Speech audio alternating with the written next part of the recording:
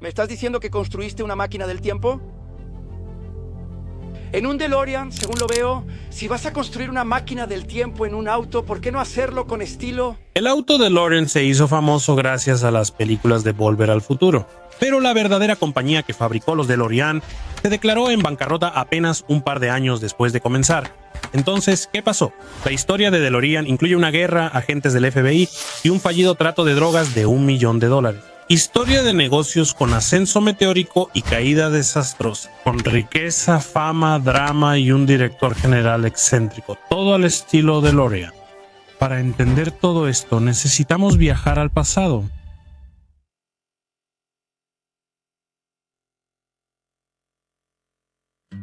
La historia inicia en los años 1920 en Detroit, Michigan, centro de la industria automotriz de Estados Unidos y sede de las tres grandes, Ford, General Motors y Chrysler. Todas fabricaban orgullosamente sus vehículos en esta ciudad y en su momento emplearon a 1 de cada 5 personas que vivían en Michigan. También fue aquí donde nació un genio automotriz, John DeLorean. Su padre, inmigrante rumano, era organizador sindical en Ford Motor. Su bajo inglés y falta de educación le impidieron ascender en la empresa.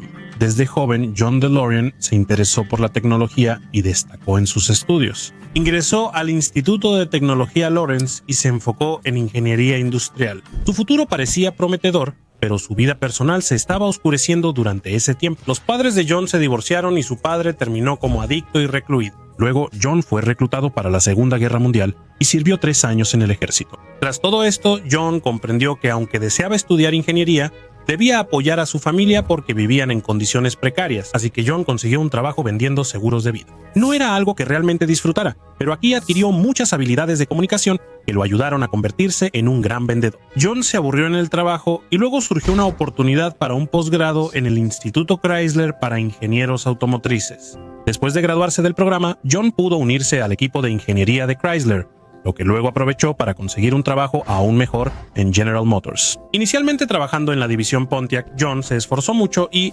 gracias a los mentores que tuvo en la empresa, pronto pudo ascender al puesto de ingeniero jefe de Pontiac. Sin embargo, John amaba los autos deportivos europeos, especialmente aquellos fabricados por Enzo Ferrari. Cuando DeLorean tomó el mando de Pontiac, decidió que Estados Unidos debía tener su propio auto deportivo potente, y él lideró el desarrollo del Pontiac Gran Turismo Homologatos. Esto fue un riesgo porque los directivos de General Motors no veían sentido en la idea, ya que ya tenían autos potentes como el Camaro y el Corvette, pero Juan confió en sí mismo y valió la pena. El público lo adoró y Juan fue ascendido a jefe de la división Pontiac, siendo el más joven en ese cargo en General Motors. A sus 40 años, Juan mejoró el Gran Turismo Homologato y ayudó a iniciar la era de los muscle cars en Estados Unidos.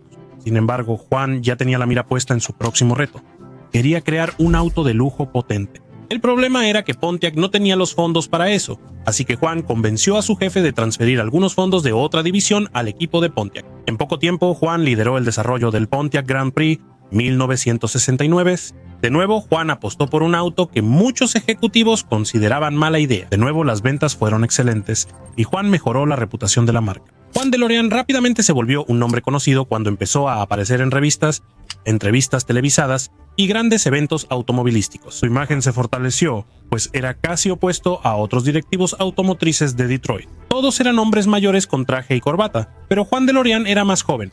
De cabello largo, usaba tenis y camisas desabotonadas. Él hacía las cosas de manera diferente y era muy carismático, por lo que empezó a desarrollar una imagen de ser un poco inconformista. Frecuentaba fiestas de celebridades y salía con actrices y modelos famosas. De hecho, la primera vez que vio a su tercera esposa fue cuando la vio en la portada de una revista. El gerente general sabía que tenía una estrella de rock y que si él era la imagen del equipo de desarrollo, eso impulsaría más las ventas. El gerente general ascendió nuevamente a John DeLorean, nombrándolo jefe de Chevrolet, su división más valiosa. En ese momento, gerente general era la automotriz más grande del mundo. Así que John, por supuesto, estaba emocionado de estar ascendiendo tan rápido en la empresa. Sin embargo, este ascenso no pudo haber llegado en un peor momento. Chevrolet estaba pasando por una etapa muy difícil, ya que estaban completamente atrasados con su producción y enfrentando enormes retrasos, lo que permitía que los competidores dominaran en su lugar. Sin embargo, tal como lo había hecho en la división Pontiac, John logró cambiar las cosas para Chevrolet, ya que consiguió acelerar la producción simplificando los diseños de los autos, además de reducir los costos de ensamblaje y mejorar la reputación de Chevrolet. En realidad, la propia imagen pública de John ayudó, y su personalidad tranquila seguía creciendo, porque John fue uno de los primeros líderes corporativos de la época en vivir públicamente una vida tan emocionante. Al ver lo bien que John estaba impulsando las ventas de autos, el gerente general decidió entonces usar su fama para vender su nuevo sedán compacto familiar, el Vega. John retomó sus tácticas de vendedor de seguros y promocionó el Vega como el mejor producto de Chevrolet, capaz de superar a cualquier auto europeo en manejo y aceleración. Ambas afirmaciones eran falsas, pues el Vega tenía muchos problemas de ingeniería, confiabilidad y seguridad. A pesar de declaraciones absurdas, los estadounidenses compraron el Vega porque John lo recomendó, vendiéndose más de 270,000 unidades. Poco después, John fue ascendido a vicepresidente de General Motors y muchos creían que sería presidente de la compañía. Pero esto asustó un poco a los ejecutivos de gerente general. La excentricidad y el estilo inusual de John eran muy impredecibles. No siempre hacía lo que se suponía que debía hacer. Algunos ejecutivos creían que su estilo rock and roll no daba a gerente general la estabilidad necesaria, por lo que comenzaron a oponerse a las ideas de John para el futuro de la empresa. A John no le gustaba vender el Vega y quería volver a fabricar autos que lo emocionaran. Él prefería competir contra los Ferrari Gran Turismo homologato y no contra los Volkswagen Sedán. Lo que ocurrió después aún se debate. Algunos dicen que tras el discurso de John señalando defectos de la compañía y exponiendo a ejecutivos, gerente general perdió la paciencia con él y lo obligó a salir de la compañía. Otros dicen que John simplemente sentía que gerente general era demasiado corporativo y lo estaba frenando. Estaba tan cansado de complacer a los ejecutivos conservadores que renunció. Fuera cual fuera la verdad, John ya no estaba en la compañía y listo para su mayor apuesta profesional.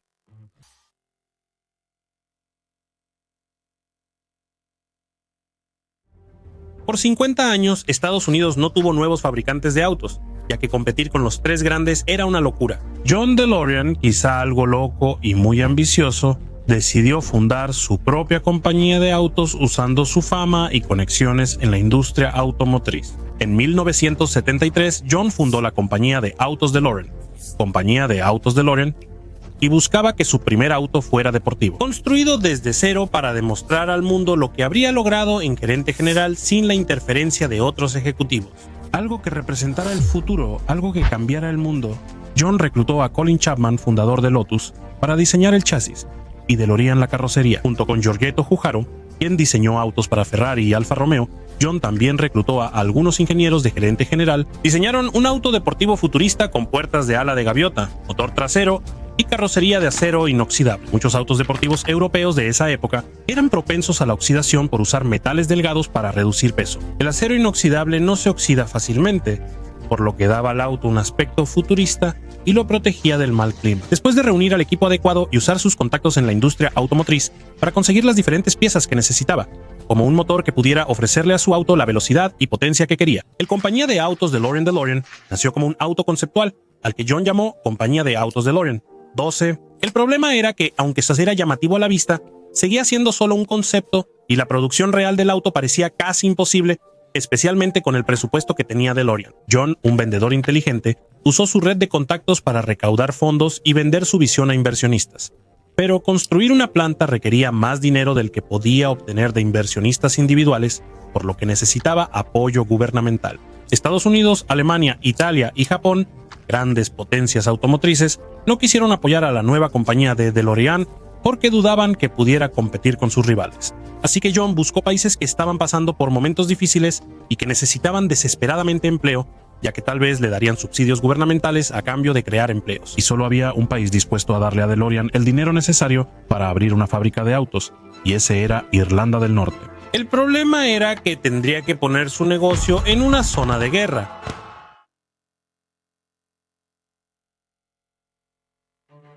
De finales de los 60 a finales de los 90, Irlanda vivió un conflicto violento llamado los Problemas. Ahora, este periodo es demasiado complejo como para explicarlo adecuadamente en solo unos segundos. Pero la versión simplificada es la siguiente. Los católicos sufrían discriminación y negación de derechos civiles. lo que impulsó protestas y fortaleció el nacionalismo. El país se dividió entre protestantes que querían seguir en el Reino Unido y católicos que no lo deseaban. El Reino Unido envió al ejército para mantener la paz en Irlanda del Norte. Esto solo empeoró la situación, haciendo que muchos nacionalistas sintieran un ataque de Gran Bretaña. Esto provocó el resurgimiento de organizaciones como el Ejército Republicano Irlandés, que consideraban el conflicto una guerra de guerrillas por la independencia nacional. Ambos bandos crearon grupos paramilitares y hubo muchos enfrentamientos originando la situación. Fue casi una guerra civil, pues el país estaba muy dividido y había fuertes tensiones políticas y religiosas. Como resultado, Irlanda del Norte rápidamente se convirtió en un lugar peligroso y violento. Había disturbios constantes, violencia en las calles, e incluso los atentados con bombas y los asesinatos se volvieron algo normal. Miles de vidas se perdieron en este conflicto brutal de décadas. No es de sorprender que no muchas empresas quisieran invertir en el país con todo esto sucediendo, y por eso el desempleo en Irlanda del Norte era muy alto. Juan DeLorean propone crear una nueva compañía automotriz para generar empleos y apoyar la economía. El gobierno del Reino Unido buscaba crear paz entre protestantes y católicos y reducir el desempleo. Otorgaron subvenciones a Juan DeLorean para construir una fábrica de autos en Belfast, Irlanda del Norte. Juan DeLorean dijo que ningún otro país le daría financiamiento, pues no creían que la empresa sobreviviría. Ninguna empresa nueva quería ir a Irlanda del Norte. Ante tantos disturbios y peleas, Irlanda del Norte necesitaba empleos tanto como Juan financiamiento. Así que el trato funcionó para ambas partes. A pesar de la violencia y el odio afuera, la fábrica de DeLorean fue un lugar pacífico para trabajadores católicos y protestantes. Mientras peleaban en las calles, en la fábrica los trabajadores irlandeses colaboraron y produjeron el primer DeLorean en 1981. John DeLorean demostró al mundo que era posible crear una compañía automotriz desde cero y entregar un auto futurista. Desafortunadamente, la historia de DeLorean no es una historia de éxito.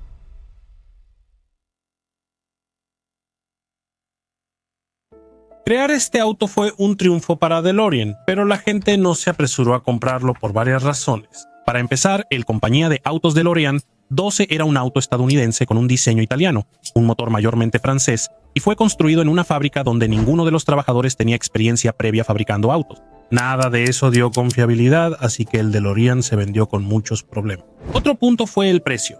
El compañía de autos DeLorean costaba unos $25,000, equivalente a $70,000 actuales. En ese entonces un Corvette costaba casi la mitad. Pero John buscaba crear un auto accesible. Los costos se dispararon y además de caro, el auto ganó mala reputación por fallas de ingeniería y rendimiento en el primer lote. El motor del DeLorean era tan débil que el auto, aunque deportivo, era tan lento como un sedán familiar. Además, en 1981 la economía se desplomó y nadie estaba dispuesto a gastar una cantidad exorbitante de dinero en un auto deportivo de todos modos. No solo la economía dañó la industria automotriz, también permitió que las empresas japonesas se apoderaran del mercado con alternativas más baratas y confiables. Y la recesión y las malas tasas de cambio también perjudicaron aún más a DeLorean. Como resultado, apenas un año después de que el primer compañía de autos DeLorean saliera de la línea de producción, la DeLorean Motor Company estaba al borde de la bancarrota. John seguía seguro del éxito de su auto. Solo requería más tiempo y ajustes, pero DeLorean necesitaba más dinero. Lamentablemente para John, en esa época Margaret Thatcher asumió como primera ministra del Reino Unido y buscaba reducir el gasto gubernamental. Ella creía que sus predecesores ya habían dado suficiente dinero a DeLorean, por lo que canceló la financiación gubernamental de la fábrica en Irlanda del Norte y se negó a darle más fondos a John para rescatar la empresa. Desesperado por dinero y ante el cierre de su única fábrica, John debía recaudar fondos y buscó cualquier trato posible. John se preocupaba por su empresa y no la dejaría morir. Por eso viajó por el mundo reuniéndose con inversionistas. Su encanto de vendedor se agotó y ya no lograba convencer a la gente de que DeLorean era una buena apuesta. Aún así, John DeLorean prometió a su equipo que conseguiría el dinero. Pero al decir eso, nadie pudo prever lo que haría después.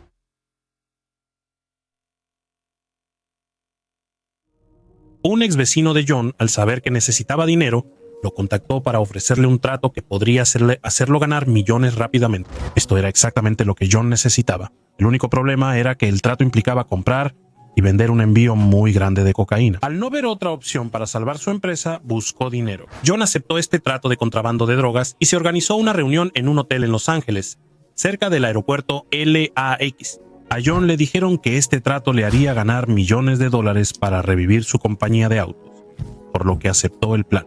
Este ex vecino de John en realidad le tendió una trampa y trabajaba como informante del FBI para reducir su propia sentencia de prisión.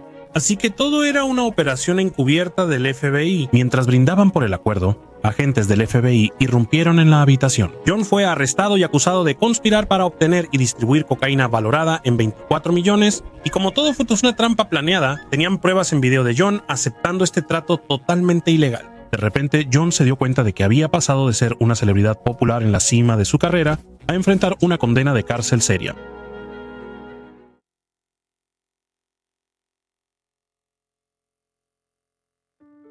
En 1984, tras 22 semanas de juicio, se dictó un veredicto sorpresivo. John DeLorean no iría a la cárcel, pues demostró ser víctima de una trampa.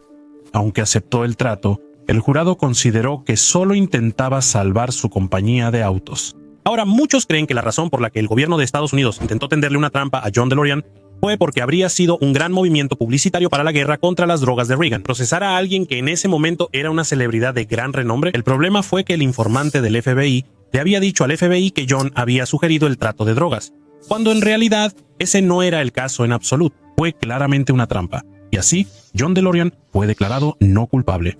Aunque esto fue claramente muy afortunado para John, el daño ya estaba hecho. John DeLorean y su auto deportivo estaban en la portada de todos los periódicos y revistas del país. Por el escándalo, su nombre se asoció con tratos turbios de drogas. La reputación de John DeLorean y la de su padre se arruinaron por las drogas. De otra forma, John sabía que su legado estaba manchado para siempre. Cuando un reportero le preguntó si alguna vez volvería a la industria automotriz, John dijo: "No lo sé. ¿Me comprarías un auto usado a mí?".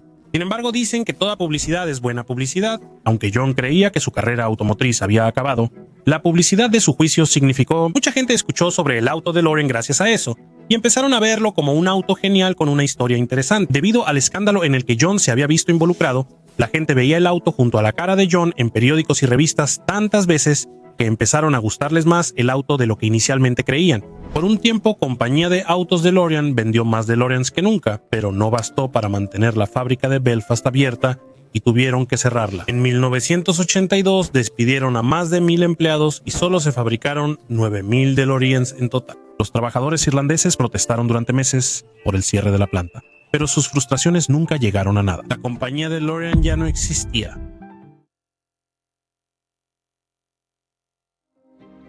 Hasta 1985, 3 años tras la caída de DeLorean Motor Company, la compañía de autos DeLorean se volvió un ícono cultural. En un borrador original de Volver al Futuro, Marty McFly viajaba al pasado en un refrigerador forrado de plomo, antes de que se usara la máquina del tiempo en la película. Eso parecía tonto, así que el director Roberto Zemeckis propuso que la máquina del tiempo fuera un auto, pero ¿cuál? Como muchos, el director había visto el compañía de autos DeLorean en revistas y periódicos por el escándalo de drogas de Juan. Le impresionó el diseño futurista y el acabado de acero inoxidable del auto. Así, el compañía de autos DeLorean pues es elegido como la icónica máquina del tiempo de la película. Esto causó histeria por el auto y casi todos los fanáticos de la película soñaban con tener su propio compañía de autos DeLorean. Y por supuesto, a medida que la popularidad de la película creció y se convirtió en toda una trilogía, la demanda por los autos DeLorean solo aumentó aún más. Desafortunadamente, para cuando salió la película ya no se vendían DeLoreans en ningún lado. La fábrica había cerrado, y para cuando los jóvenes fanáticos de la película pudieron permitírselo, el DeLorean ya era una reliquia del pasado. Un artículo de colección que hasta el día de hoy sigue siendo muy buscado. Hoy hay clubes de fans del DeLorean que organizan eventos como peregrinaciones de dueños del auto a la antigua casa de John DeLorean. Muchos dueños también han equipado sus autos, por ejemplo, agregando su propio condensador de flujo parecido al de la película, igual que en la película. Aunque la empresa de John no sobrevivió, la trilogía de películas inmortalizó al querido auto DeLorean de una forma inimaginable para él. Pero curiosamente, esta no es exactamente el final de la historia de DeLorean.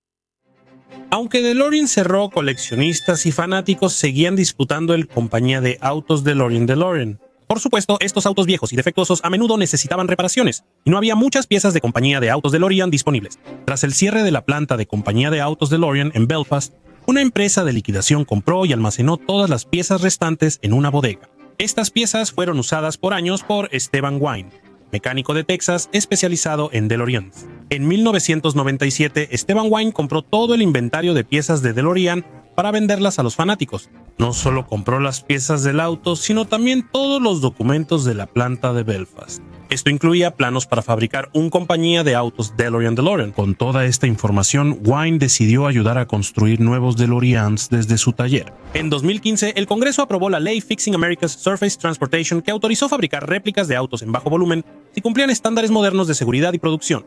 Desde entonces, la emoción ha crecido entre los fans que desean comprar una compañía de autos DeLorean. 12 DeLorean con piezas originales. La producción se detuvo años por problemas legales con la Administración Nacional de Seguridad del Tráfico en Carreteras y derechos del nombre de DeLorean Motor Company. Aunque persisten problemas legales, Wine logró adquirir los derechos del nombre Compañía de Autos DeLorean. Anunció que el primer auto de la nueva DeLorean Motor Company será producido pronto. Pronto planean lanzar el DeLorean Alpha 5 vehículo eléctrico, un auto deportivo eléctrico de lujo. La DeLorean Motor Company podría ser la marca de autos del futuro, tal como Juan quería. La tragedia es que, sin embargo, Juan DeLorean nunca pudo ver que su amado auto se volviera tan popular o que su compañía sería revivida. Como falleció en 2005, murió solo en un pequeño departamento de una habitación, sin saber el legado que tendrían sus autos.